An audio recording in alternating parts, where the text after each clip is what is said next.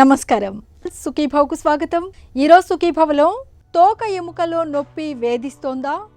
పాదాల్లో పగుళ్ల బాధలు తగ్గాలంటే పెద్ద పేగులో క్యాన్సర్ ముందే గుర్తించవచ్చా?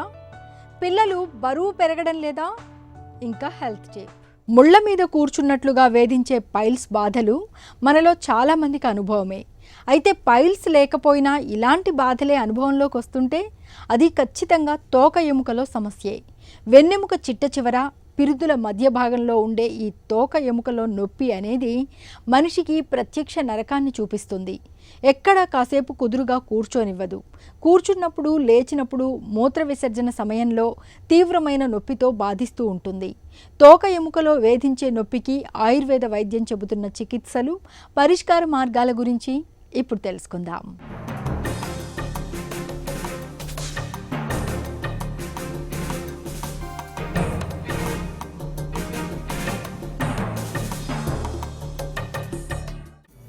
మనిషికి తోక ఉండదు, కానీ తోకలాంటి భాగం మన వెన్నెముకలో ఉంటుంది. వెన్నెముక చిట్ట చివర త్రిభుజాకారంలో అంతమయ్యే ఎముక అది. దీన్నే కాక్సిక్ బోన్ అని పిలుస్తారు. మనలో కొంతమందికి ఈ తోక ఎముకలో నొప్పి సమస్యగా మారుతుంటుంది. కూర్చున్నప్పుడు, లేచినప్పుడు, నిద్రపోతున్నప్పుడు విపరీతమైన నొప్పిని తెచ్చిపెడుతుంటుంది. ప్రమాదాల్లోనూ, కింద పడినప్పుడు, తోక ఎముకకు గాయాలు అయినప్పుడు, శరీర బరువు అధికంగా ఉన్నప్పుడు, గంటల తరబడి కుర్చీలో కూర్చొని పనిచేసే వాళ్లలోనూ, ఎక్కువ దూరం వాహనాలు నడిపే వారిలోనూ తోక ఎముకలో నొప్పి అనేది ఎక్కువగా కనిపిస్తుంటుంది. చాలా ఏళ్లుగా మలబద్ధకంతో బాధపడుతున్నప్పుడు, అలాగే కొన్ని రకాల మందులు వాడుతున్నప్పుడు కూడా తోక ఎముక నొప్పి తలెత్తుతుందని చెబుతారు నిపుణులు. తోక ఎముకలో నొప్పి అనేది పురుషులతో పోలిస్తే మహిళల్లో కాస్త ఎక్కువగా కనిపిస్తుంటుంది. గర్భంతో ఉన్నప్పుడు, ప్రసవం అయ్యాక చాలామందికి తోక ఎముకలో నొప్పి అనేది సమస్యగా మారుతుంటుంది. కాక్సిడీనియా ఇది వెన్నెముక యొక్క చివర కాక్సిక్స్ అనేటువంటి వెన్నుపూస యొక్క చివరి భాగంలో వచ్చేటువంటి ఇన్ఫ్లమేషన్ చేత కాక్సిడీనియా అంటాం. టెయిల్ బోన్ డిసీజ్ లేదా కాక్సిడీనియా. ఈ వ్యాధికి చాలా రకాలైనటువంటి కారణాలు ఉన్నాయి. దీనిలో external factors, internal factors, degenerative factors. External factors లోపల సాధారణంగా సడన్గా మోటార్ డ్రైవింగ్ లోపల కానీ, హైట్లో నుండి కానీ, సడన్గా వీపు మీద కింద పడ్డప్పుడు సడన్గా ముడ్డి పూస ఎముక లేదా కాక్సిక్స్ యొక్క ఎముక చిట్లిపోయి కాక్సిడీనియా అనేటువంటి వ్యాధి రావడానికి ఆస్కారం ఉంది. ఇంటర్నల్ ఫ్యాక్టర్స్ కారణంగా చూసినట్టయితే లేడీస్ లోపల డెలివరీ ప్రాసెస్ లోపల ఫార్సెప్ అప్లికేషన్ చేత కూడా తర్వాత కాక్సిస్ డ్యామేజ్ జరగడానికి ఆస్కారం ఉంది. అట్లాగే వయసు మీద పడ్డప్పుడు డీజనరేటివ్ ఫ్యాక్టర్స్ కారణంగా అరుగుదల లేదా బోనీ లైసిస్, టీబీ కాక్సిక్స్ లేదంటే మ్యాలిగ్నెంట్ లాంటి ఇతరత్ర కారణాల చేత కూడా ఈ కాక్సిడీనియా వ్యాధి, టెయిల్ బోన్ డిజార్డర్ రావడానికి ఆస్కారం ఉంది. దీని లక్షణాలను కనుక చూసినట్టయితే నడుం భాగం లోపల విపరీతమైన పెయిన్, మల విసర్జన సమయం లోపల వేదన, డెఫికేషన్ ప్రాసెస్ను అసంపూర్తిగా కంప్లీట్ చేయడం, వెన్నుపూస చివర బటక్స్ మధ్య లోపల మనం ఫింగర్తో తాకినప్పుడు సివియర్ పెయిన్, టెండర్నెస్ను లొకేట్ చేసిన వాళ్ళము గుర్తుపట్టగలిగినాం. ఈ వ్యాధి లక్షణాలన్నీ కూడా ఒక సర్జికల్ పాయింట్ ఆఫ్ వ్యూలో చూసినట్టయితే ఫిషర్ ఇన్ అనే వ్యాధికి చాలా దగ్గరలో ఉన్నట్టుగా గమనిస్తాం. ఎందుకంటే ఫిషర్ వ్యాధిలో కూడా పెయిన్ఫుల్ డెఫికేటరీ ప్రాసెస్ లోపల ఆ పర్టికులర్ ప్రాంతంలో నొప్పిగా ఉండడం జరుగుతుంది. చాలామంది యంగ్ సర్జన్స్ చూసినట్టయితే కాక్సిడీనియా వ్యాధిని ఫిషర్ వ్యాధి కింద ట్రీట్మెంట్ చేయడం ఇనీషియల్గా జరుగుతున్నటువంటి విషయం. కాకపోతే ఈ వ్యాధి మీద ఉండేటువంటి అవగాహన, అనుభవము, క్లినికల్ మేనిఫెస్టేషన్ ద్వారా డిఫరెన్షియల్ డయాగ్నోసిస్, ఎంఆర్ఐ లాంటి సునిశ్చిత పరీక్షల ద్వారా టెయిల్ బోన్లో వచ్చినటువంటి ఫ్రాక్చర్స్ కానీ, ఇంజురీస్ కానీ, డీజనరేటివ్ చేంజెస్ కానీ, డెలివరీ ప్రాసెస్ లోపల ఫార్సిప్ అప్లికేషన్ చేత జరిగినటువంటి దుష్పరిణామం ద్వారా జరిగిన కాక్సిక్స్ యొక్క డ్యామేజ్ను గుర్తుపట్టగలిగినప్పుడు దాని ద్వారా వచ్చేటువంటి కాంప్లికేషన్స్ను కూడా అవాయిడ్ చేయొచ్చు. తోక ఎముక నొప్పి కూర్చోనివ్వదు, పడుకోనివ్వదు. కాలకృత్యాలు తీర్చుకునేటప్పుడు విపరీతంగా పెరిగిపోయే ఈ నొప్పిని గృహవైద్యంతో తగ్గించుకునే వీలుంది. తోక ఎముక పక్కనుండే లివేటర్ యాని కండరాన్ని వదులు చేస్తే తోక ఎముక నొప్పి అదుపులోకి వస్తుంది. ఇందుకోసం బోర్లా పడుకొని వేరొకరి సహాయంతో తోక ఎముక దగ్గర మర్దన చేయించుకోవాలి. ఇలా కొన్ని రోజుల పాటు చేయగలిగితే నొప్పి క్రమేపీ తగ్గిపోతుంది. విటమిన్ డి, B6, B12 ఈ విటమిన్లు ఎముకల ఆరోగ్యానికి కీలకం. ఈ విటమిన్లలో లోపాలు తలెత్తితే ఎముకల సమస్యలు మొదలవుతాయి. ఈ విటమిన్లను కాల్షియంతో కలిపి తీసుకున్నా తోక ఎముక నొప్పి అదుపులోకి వస్తుంది. ఆముదంలోని యాంటీ ఇన్ఫ్లమేటరీ గుణాలు తోక ఎముక నొప్పిని పారద్రోలుతాయి. కాబట్టి ఆహారంలో కొద్ది పరిమాణంలో ఆముదం చేర్చుకోవాలి. ఎప్సమ్ సాల్ట్ కలిపిన గోరువెచ్చని నీళ్లతో బాత్ టబ్ నింపి సేద తీరటం వల్ల శరీరం స్వాంతన పొందుతుంది. ఒత్తిడి వదలటం వల్ల నడుము దగ్గరి కండరాలు వదులై తోక ఎముక నొప్పి కూడా తగ్గుతుంది. ఎర్లీ డయాగ్నోసిస్ అనేటువంటిది చాలా ఇంపార్టెంట్. చాలామంది సీనియర్ సర్జన్స్ను కూడా కన్ఫ్యూజ్ చేయగలిగేటువంటి ఈ వ్యాధి కాబట్టే ఈరోజు మనం కాక్సిడీనియా గురించి తెలుసుకోవాలనుకుంటున్నాం. ఈ 3 కారణాల చేత డెఫికేటరీ ప్రాసెస్లో నొప్పి చేత నడవడంలో ఇబ్బంది, మలబద్ధకాన్ని కూడా కలిగించగలిగేది. కాబట్టి దీనికి ఆయుర్వేద దృక్కోణంలో చూసినట్టయితే కటిగ్రహము, కటిశూల అనేటువంటి అస్థి క్షయజన్య వ్యాధి కింద ఈ వ్యాధిని తీసుకోవచ్చు. దీనికి మనం జనరల్గా ఆయుర్వేదం యొక్క చికిత్సా పద్ధతులైనటువంటి శమన, శోధన, బస్తీ చికిత్సలను మనం తీసుకున్నట్టయితే శమన చికిత్స లోపల మనం సాధారణంగా వాడేటువంటి గుగ్గులు అంశాలని దాదాపు 5 grams in the morning, 5 grams in the evening ఇవ్వడం, చోపచిన్య చూర్ణాన్ని సమీర పన్నగరస్ 100 milligrams చేర్చి ఉదయం 5 grams చొప్పున, సాయంకాలం 5 grams చొప్పున ఇవ్వడం చేత కానివ్వండి, మహారాస్నాది కాడ లాంటి సిరప్స్ను మనము ఇవ్వడము, ఇది శమన చికిత్స ద్వారా మనము చికిత్సించవచ్చు. ఈ శమన చికిత్స ద్వారా కాక్సిడీనియా లోపల చేంజెస్ను అరికట్టలేకపోతే శోధన చికిత్స, డీటాక్సిఫికేషన్ అనేటువంటిది ఇంపార్టెంట్ అవుతుంది. దీని లోపల డీటాక్సిఫికేషన్ వాత ప్రకోపం చేత ముడ్డి పూస వెనుక చివరి ఎముక అయినటువంటి కాక్సిక్స్ లోపల డ్యామేజ్ను మనము వస్తి రూపకంగా మనం చేయొచ్చు. దశమూల తైలాన్ని కానీ, క్షీరబల తైలాన్ని కానీ 14 days వరకు వస్తి రూపకంగా మనము మలద్వారం గుండా రెక్టంలోకి చొప్పింపడం ద్వారా వాత శమనము జరిగి ఈ కాక్సిక్స్లో ఉండేటువంటి డీజనరేషన్స్ వల్ల కానీ ఇతరత్ర ఏ కారణాల చేత కానీ ఆ ఇన్ఫ్లమేటరీ ప్రాసెస్ మనకు తగ్గిపోవడం జరుగుతుంటుంది. అట్లాగే అగ్నికర్మ చికిత్స ఇన్స్టాంట్గా దీనికి రిలీఫ్ కలగజేయబడుతుంది. మర్మ చికిత్స కూడా దీనికి అత్యుత్తమమైనటువంటి పద్ధతులుగా మేము చూడడం జరిగింది. తోక ఎముక నొప్పితో బాధపడుతున్నప్పుడు నిత్యం మర్దన, ఫిజియోథెరపీలు తీసుకోవటం వల్ల మంచి ఫలితం ఉంటుంది. ఇక ఇంట్లోనూ ఆఫీసులోనూ కూర్చునే చోట తోక ఎముకపై ఒత్తిడి పడకుండా చూసుకోవాలి. సరైన కుర్చీలను వాడాలి. పాదాలను, కాళ్లను తగినంత ఎత్తులో ఉంచుకోవాలి. గంటల తరబడి కూర్చుని పనిచేయటం వల్ల సమస్య మరింతగా తీవ్రమవుతుంది. కాబట్టి ఎక్కువసేపు కూర్చుని పనిచేయాల్సి వచ్చినప్పుడు మధ్య మధ్యలో లేచి అటూ ఇటూ నడవడం మంచిది. ఎక్కువ గంటలు దూర ప్రయాణాలు చేయడం మంచిది కాదు. తడి ప్రదేశాలు, జారే రహదారులపైన నడుస్తున్నప్పుడు పడిపోకుండా చూసుకోవటం చాలా ముఖ్యం. తోక ఎముక నొప్పి ఎంతకీ తగ్గకుండా వేధిస్తున్నప్పుడు డాక్టర్ల పర్యవేక్షణలో కొంతకాలం పాటు చికిత్స తీసుకోవాలి. చలికాలంలో మన చర్మానికి సమస్యలు పెరిగినట్లే మన పాదాలకు కూడా సమస్యలు పెరుగుతూ ఉంటాయి. చర్మంపై తేమ త్వరగా ఆరిపోతుండడంతో పాదాల్లో పగుళ్ళు ఎక్కువగా వస్తూ ఉంటాయి. ఇప్పటికే పగుళ్ళు ఉన్నట్లయితే అవి మరింత తీవ్రంగా మారుతూ ఉంటాయి. ఇలాంటప్పుడు పాదాలకు రక్షణ ఇచ్చే సాక్స్ని తప్పనిసరిగా వేసుకోవాలి. రాత్రిపూట పాదాలకు కొబ్బరి నూనె రాయడం వంటి జాగ్రత్తల్ని తీసుకోవాలని చెప్తారు డాక్టర్లు. చలికాలంలో పాదాల పగుళ్ల విషయంలో తీసుకోవాల్సిన జాగ్రత్తల గురించి ఇప్పుడు తెలుసుకుందాం.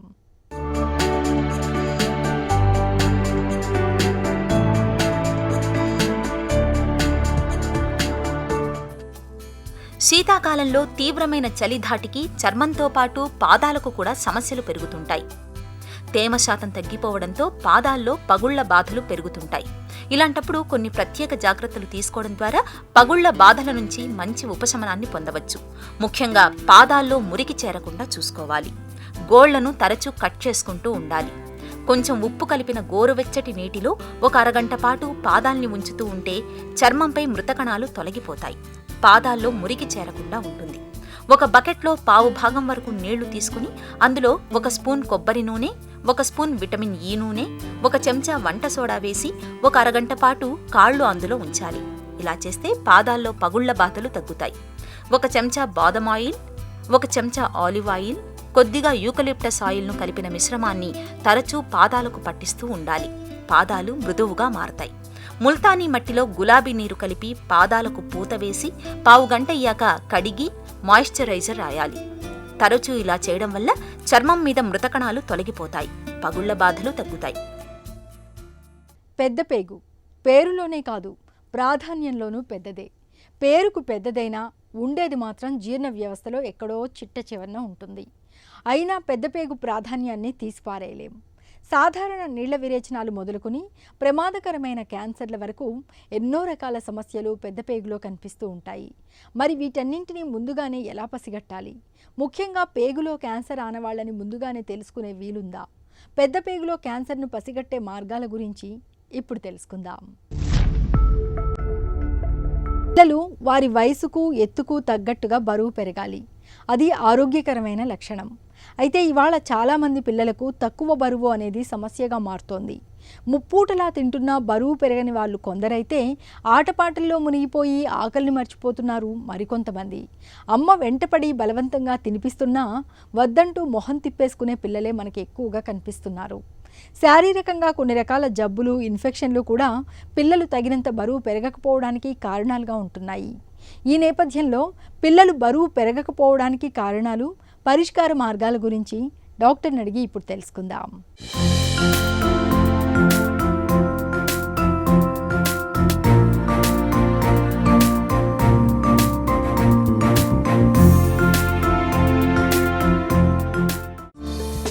పిల్లలు తగినంత బరువు పెరగడం లేదనే తల్లిదండ్రుల ఫిర్యాదుల వెనుక కారణాలేంటి? పిల్లలు బరువు పెరగడం లేదని తల్లిదండ్రులు ఫిర్యాదు చేసినట్లయితే నిజంగానే బరువు పెరగడం లేదా? మరి దానికి ఏ విధంగా చెప్తామయ్యా అంటే, పిల్లల యొక్క గ్రోత్ చార్ట్, వాళ్ళ యొక్క గ్రోత్ చార్ట్లో క్రమబద్ధంగా పెరుగుతున్నట్లయితే అది చాలు. పిల్లలు బరువు పెరగడం లేదు అని నిర్ధారించుకున్న తర్వాత వారికి సరైనటువంటి పోషకాహారం లభిస్తుందా లేదా, అంటే ఆహారం తినడం వేరైతే సరైన ఆహారం తింటున్నారా? పెరిగేటువంటి పిల్లలకి చాలా మంచి మాంసకృత్తులు, తర్వాత అదేవిధంగా కొవ్వు పదార్థాలు, తగిన మోతాదుల్లో కార్బోహైడ్రేట్స్ అనేవి ఉండాలి. వాళ్ళకి దీర్ఘకాలిక ఆరోగ్య సమస్యలు ఏమైనా ఉన్నాయా? ఉదాహరణకి గుండె వ్యాధులు ఉన్నటువంటి పిల్లలు, అంటే పుట్టుకతోనే కొంతమందికి గుండె ఇబ్బందులు ఉంటాయి, ఆపరేషన్ వాళ్ళు ఉంటారు, అటువంటి క్రానిక్ ప్రాబ్లమ్స్ ఏమైనా ఉన్నాయా అని చూసుకోవాలి. అదొక ప్రధాన కారణం. ఇకపోతే కొంచెం పెద్దగా వయసు ఉన్న పిల్లల్లో అయితే ఇన్ఫ్లమేటరీ బవల్ డిసీజ్ అంటాము. అంటే వాళ్ళ యొక్క పేగుల్లో ఒక రకమైనటువంటి రియాక్షన్ జరిగేసి వాళ్ళకి ఫ్రీక్వెంట్గా విరేచనాలు అవ్వడము, మోషన్స్లలో బ్లడ్ రావడము, తర్వాత బరువు తగ్గిపోవడం. అంటే బరువు పెరగపోవడం కంటే బరువు తగ్గడం అనేటిది ఒక తీవ్రమైనటువంటి ఒక సీరియస్ లక్షణం. పొరపాటున ఏ బిడ్డ కూడా బరువు తగ్గినట్లయితే అది చాలా తీవ్రంగా పరిగణించి ఎందుకు అనేటువంటి కారణం విశ్లేషించాల్సి ఉంటుంది. తప్పకుండా పీడియాట్రిషియన్ చూయించి పరీక్షలు కూడా చేయించాల్సి ఉంటుంది. ఆరోగ్యంగా ఉన్నంత వరకు పిల్లల బరువు గురించి పెద్దగా పట్టించుకోనక్కర్లేదనే వాదన సరైందేనా? ఏ బిడ్డ అయితే పెరుగుతున్నాడో ఆ బిడ్డ ఆరోగ్యంగా ఉంటాడు. ఏ బిడ్డ అయితే ఆరోగ్యంగా ఉంటాడో ఆ బిడ్డ పెరుగుతూ ఉంటాడు. సో అది ఇంటర్లింక్డ్. ఆ రెండింటికి ఆ సంబంధం అనేది చాలా గట్టిది. నిజంగా బిడ్డ పెరగడం లేదా పెరగడం లేదని తల్లిదండ్రులు ఆ చుట్టుపక్కల చూసిన వాళ్ళు అనుకుంటున్నారా? అందుకే నేను ప్రతిసారి తల్లిదండ్రులు మా దగ్గరికి వచ్చి మావాడు పెరగడం లేదంటే వాళ్ళకి గ్రాఫ్ మీద గీసి చూయిస్తాం. చూడమ్మా, ఈ బిడ్డ ఈ మొన్న ఇంత బరువు ఉంటే ఈరోజు ఇంతున్నాడు అంటే పెరిగాడు. అయితే ఇక్కడ ఒక ముఖ్యమైన విషయం ఏమిటంటే, కొంతమంది పిల్లలు వాళ్ళు పుట్టుకతోనే జన్యుపరంగా లేదంటే కుటుంబ పరంగా బరువు తక్కువ ఉండడము, ఎత్తు తక్కువ ఉంటుంది. కానీ వాళ్ళు అదే లైన్లో క్రమేపీ పెరుగుతూ పోతున్నట్టే కంగారు పడాల్సిన అవసరమే లేదు. ఆహారాన్ని బాగానే తీసుకుంటున్నా కొంతమంది పిల్లలు ఎందుకు బరువు పెరగరు?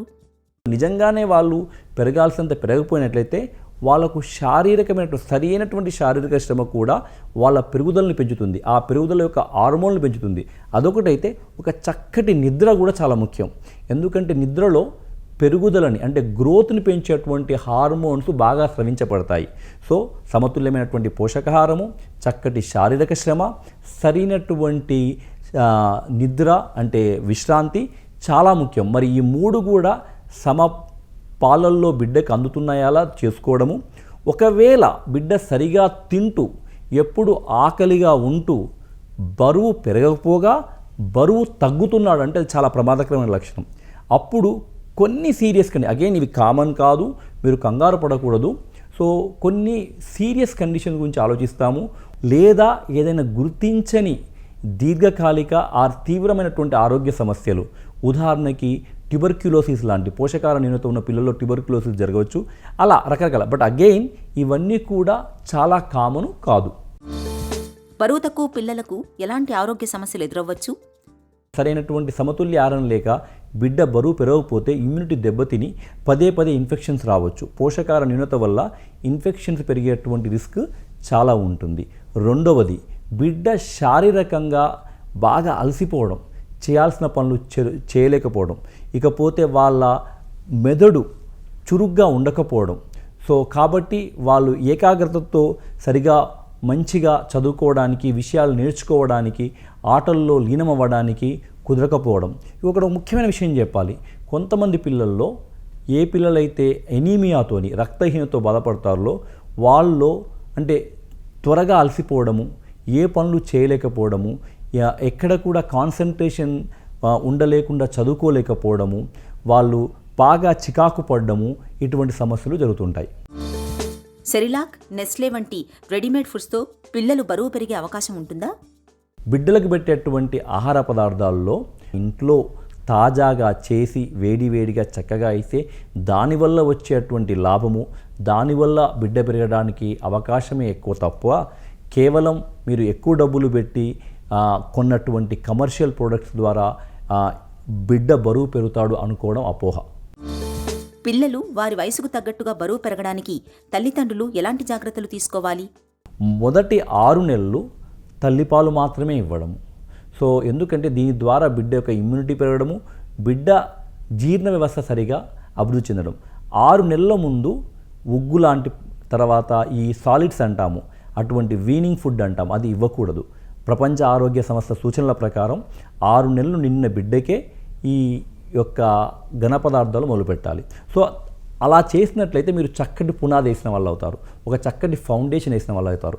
ఇకపోతే ఆ నెక్స్ట్ 6 మంత్స్ అంటే ఫస్ట్ ఇయర్లో 6 నెలల నుంచి సంవత్సరం వయసు వచ్చేంతవరకు బిడ్డకిచ్చే అటువంటి ఆహార పదార్థాలు అనేది చాలా చాలా ముఖ్యం. ఎందుకంటే ఇక్కడే వారికి తర్వాత వచ్చేటువంటి ఆహారపు అలవాట్లకి పునాది పడుతుంది.